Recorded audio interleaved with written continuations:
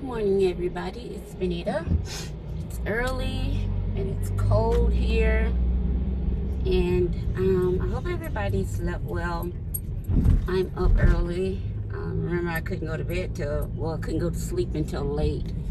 And I'm up early now, heading to a doctor's appointment.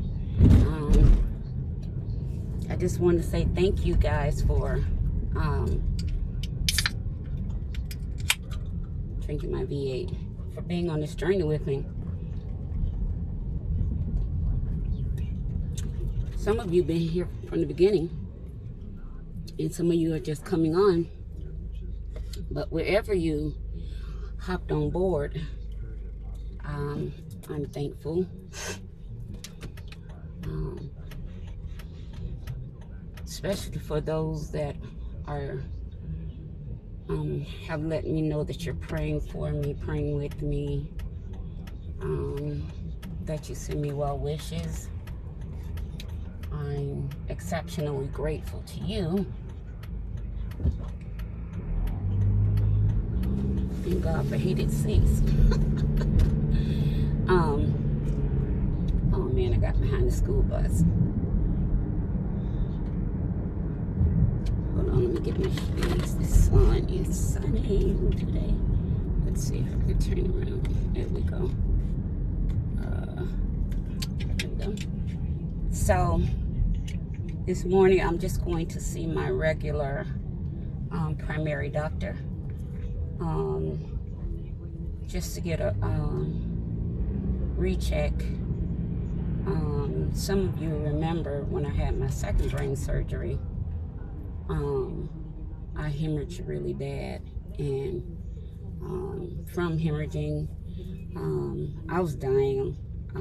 All of my organs were shutting down. So now that I've been taking really good care of myself, they're making sure everything is functioning well. Everything is functioning perfectly. So today really is just the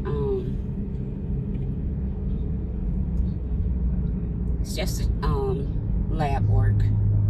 Today is just lab work, and so shouldn't be that long of an appointment, because I promise you I did not get my sleep out. I think I dozed off maybe 1 something. My alarm went off at 7, and now I'm stuck behind this bus in traffic. So hopefully it won't be a long appointment. So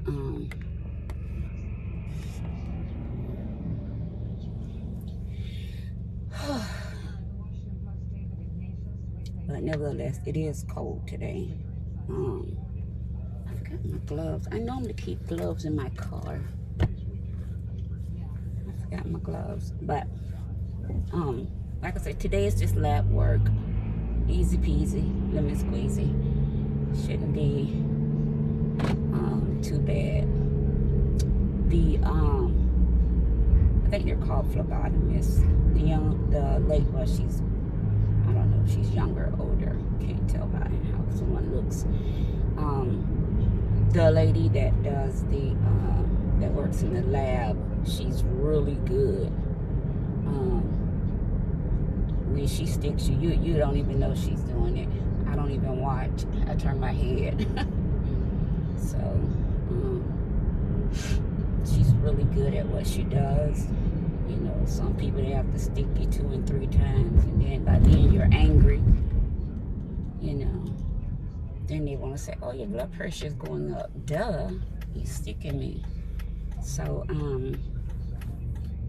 but she's really good. She's never had to stick me more than once. She's a one, I call her one sticker. So that's why I'm heading now on this early cold.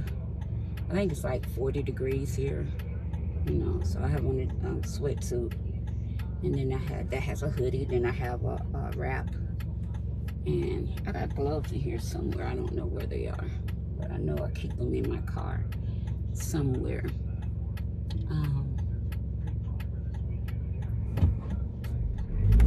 So you guys know tomorrow is my, let me turn on my defrost.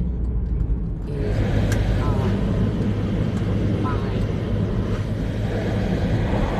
hold on.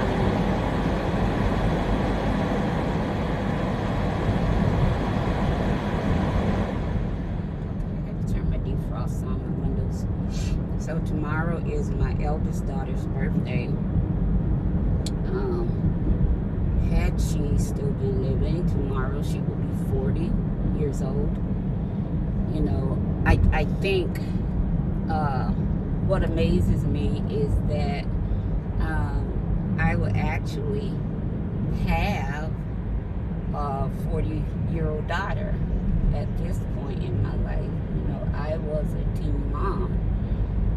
You know, and I tell people that we grew up together, like literally grew up together. I don't care what anybody says. When you're 16 and you're having a baby, honey, you don't know what you're doing, you know. And we can pretend like, you know, whatever, but you're not, just because you're having a baby don't make you an adult. So we need to stop that narrative, particularly in the black community. We think because either if you're a man you make a baby, or you're a woman you have a baby, you're automatically considered an adult. No, you're just children having children, like I was. And I did not regret one moment of having her with me for 35 years on this earth. I would give anything to have another 35 years with her.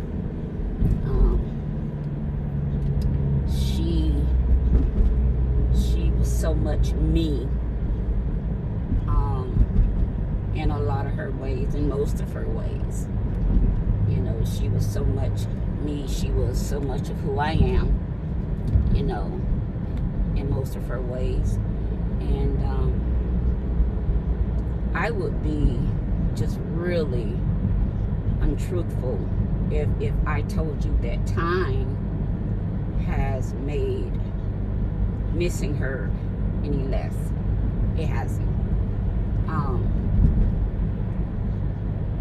I think that it's not so much the time, but more so with me staying in therapy that has helped me be able to process everything and miss her without continuously going into that dark place and having a heck of a time coming out. So I just don't, they say time heals. I don't know about that. I don't know about that. I think what time does, I think time creates space for dealing with things, but I don't know if time within itself necessarily heal all wounds. I don't know if I agree to that. In fact, I don't agree to that. Time does not necessarily heal all wounds. So I'm at my doctor's, and I'll be back when I come out of the doctor's, okay? Bye-bye. Hey everybody, I'm back. I just had my doctor's appointment. Like I said, it was just labs and follow-up. So I'm done for the day, and I am really hungry. It's cold. It's like 40 degrees, 41 degrees out here. Funny thing happened. My doctor's office has a new system, and so my doctor was trying to get into the system, and she didn't She didn't realize who I was. So she was like, are you a fairly new patient? So I said, no, I'm not a fairly new patient. And she said, who prescribed such da da da da? I said, you. And then she was like, oh, okay, I see it. Then she starts going over, once she gets into the system, it's kind of funny to me. I mean, you don't go this long on this particular journey and not find some humor in some things. I mean, if not, honey, I would be most miserable. So she goes, when she gets into the system, she goes, oh, you have a lot of specialists that you're seeing. I'm like, yeah. And she was like, wow, you're on some expensive medicine. I'm like, yeah. She goes, wow, that's top of the line medicine. Yeah. So she goes, who's Dr. So-and-so? I said, that's my neurologist. So, and the more she got into the system and the more she was able to look through my files and stuff, she basically was like, how are you still here? It's funny to me because I know my journey. It's not funny, haha, but it's funny, ironically speaking, that even those of the best in their fields of medicine, science, technology, or what have you, their knowledge, their wisdom does not, cannot, will not ever supersede the wisdom of God. It will never supersede the healing of God. It will never supersede how God keeps you in a situation like this. For 11 years, you know, at one point I would always pray, God, move the tumors. And then once I realized that that was not how he was going to do things for me, I stopped praying that prayer. Then I start praying, you know, Lord, whatever your will is, you know, whatever your will is concerning me, I come into agreement with that. When I start praying that way,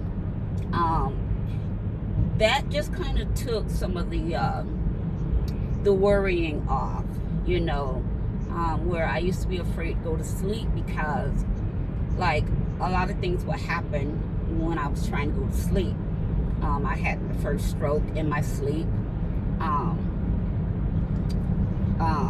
First time I hemorrhaged, I was hemorrhaging to death. I was falling asleep. It just so many things happened when I'm trying to go to sleep. So for a long time, I developed insomnia, so I wouldn't sleep. And when I started changing my prayer, and I know a lot of people will tell me, oh, we're going to pray for a miracle. Here's the truth. You guys like to call them fun facts. The truth of the matter is, and I understand when people say they're going to pray for a miracle. However, the truth of the matter is, I am the miracle. You know, I express that in the most humble way that I can, but I'm also not going to pretend like I don't know what God has done in me. I'm just not going to be, you know, I'm not going to do that. You know, I'm not going to walk around, oh, I don't know how. No. I know exactly how I'm still alive. It's the grace of God. You know, has nothing to do with Benita. You know, it has nothing to do with how good I try to be, because on my best day, I can still mess up something, you know, and I will, and I have, and probably will again. So it has nothing to do with that. What I'm thankful for is that God moves according to his will and not according to what we think he should be doing, you know, because in my mind, you know, he should have just wiped the thing out when they first found it 11 years ago, you know, truth be told. However, that's not the journey that was chosen for me. There are other people that have had the testimony that, oh, their tumor dissolved or what have you, and praise God for them. Again, your miracle may not look like mine. Mine may not look like the next person's, but it does not take away from the fact that they're all miracles. Well, what's the greatest miracle if you still have to live with 2 types of brain tumors? The greatest miracle is that I'm actually living with 2 types of brain tumors. I hope somebody catch that sooner rather than later. I really do. My doctor said, you don't look like you have anything wrong with you. I know. Again, it's the grace of God.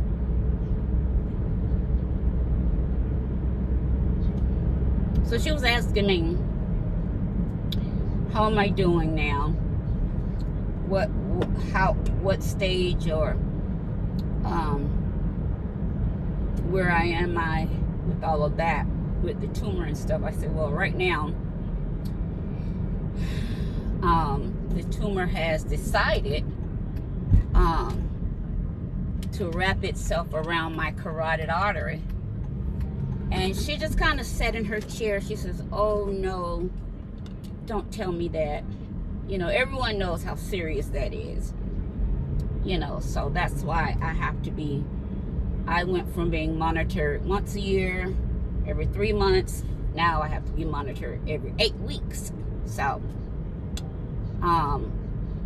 which also includes getting the migraines under control, because a lot of times what a lot of people don't know is that strokes and migraines have some of the same symptoms that mimic each other. So,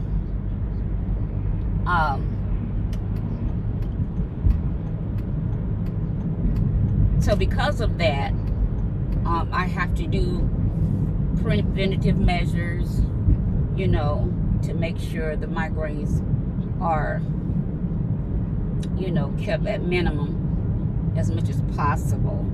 So,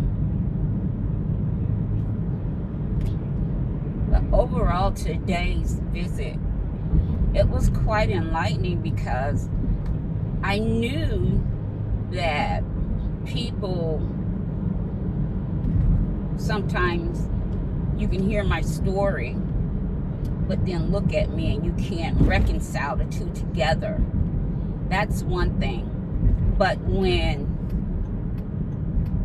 medical professionals, people that's been in their field 20, 30, 40 years or more, start using words like phenomenon and how are you still and things of that nature, then I know for a fact, if I didn't know before, then I know for a fact that God is still in complete control.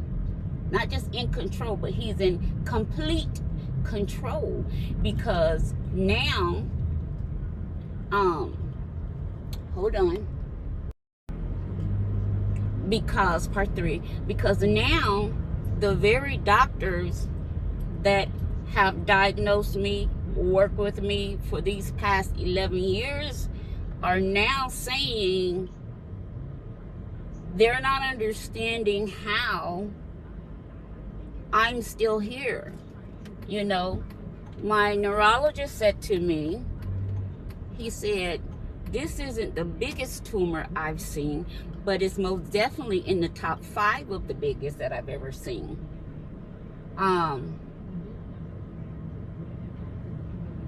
And so, y'all know I'm at Publix trying to find something to eat. I'm so hungry. And so, when they speak to me,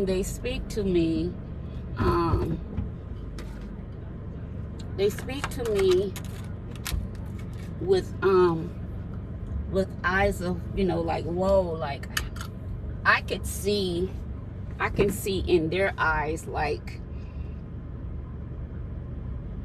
they know their job, they know their crafts and all of that, but I know my God. So I'm just really thankful, guys. I don't know what else to say. I'm just thankful. The types of brain tumors I have, the people I've known that have had them, they're no longer here. You know, why God does what he does, how he does, when he does it, that's not up for me to question. My particular relationship with God is just to come into agreement with whatever his will is. It makes my life easier. You know, it makes my life easier when I just come into agreement with his will. And whatever that will is, I don't fight him. I don't fuss with him. I don't push, pull, or tug with God. You know, maybe earlier I did because I didn't understand.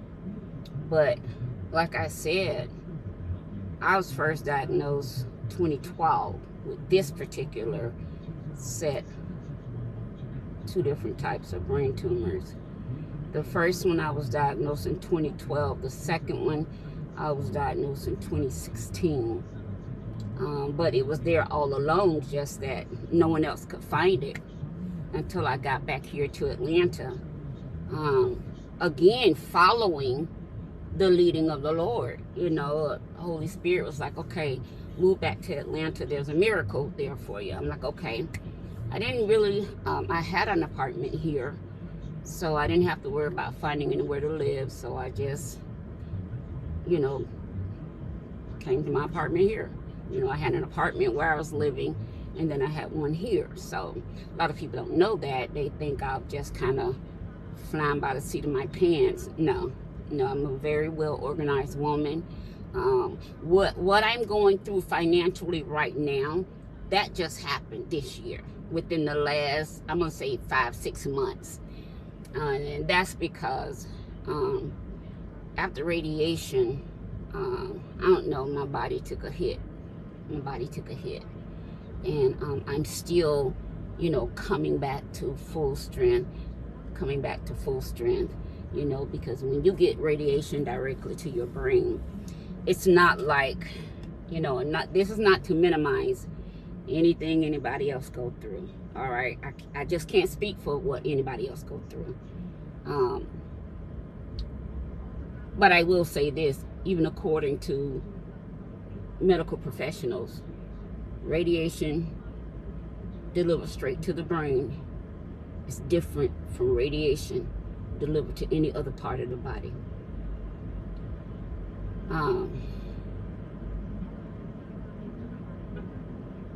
You know, I said that before, and I guess someone thought I was trying to minimize what other people who have to have radiation go through. And sometimes I think people just look for your flaws and faults, but that's so far from what I'm saying. I'm saying I can't speak on what someone else goes through. I can only give testimony on what I have gone through, what I deal with, you know. And so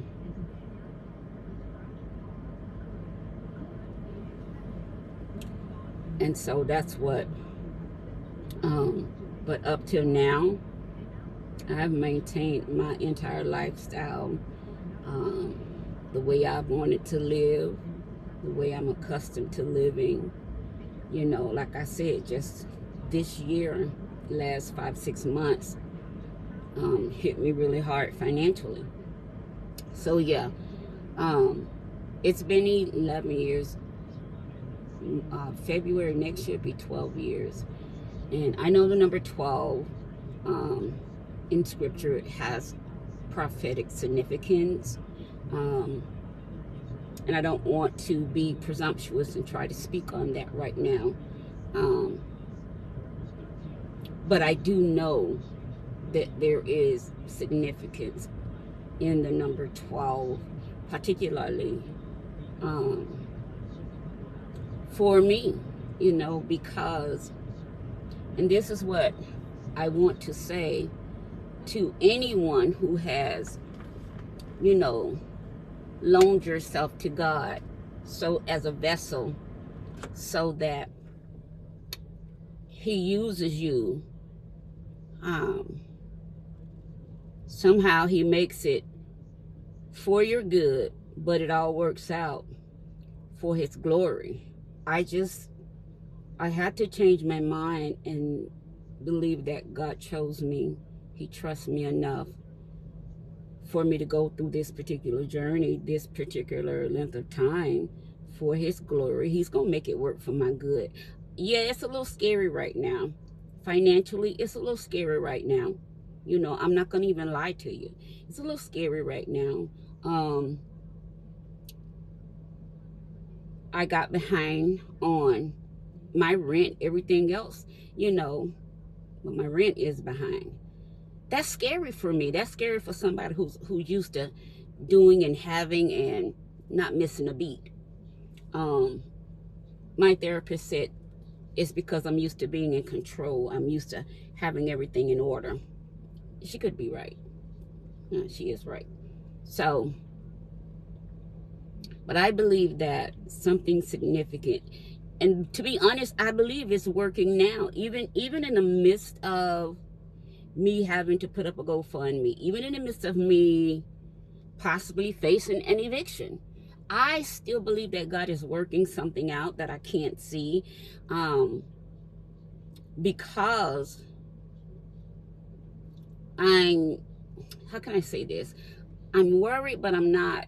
I can't let it stress me, because again, remember I said where the tumor is wrapped itself around my carotid artery, so I can't get stressed.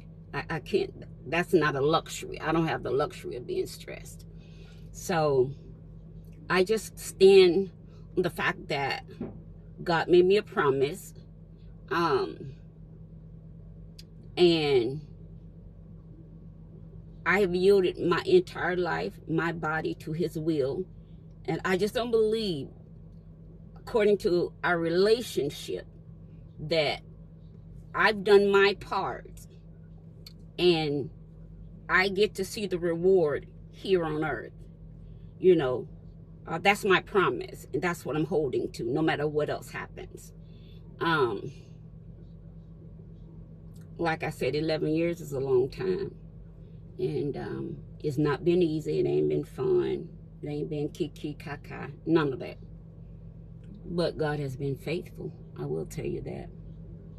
And if you're facing anything and you don't know for sure if God is there, I want you to go back and listen to these clips, okay? And be sure that wherever you are, God is there with you. All right? Take care, and I'll see you next time. Bye-bye.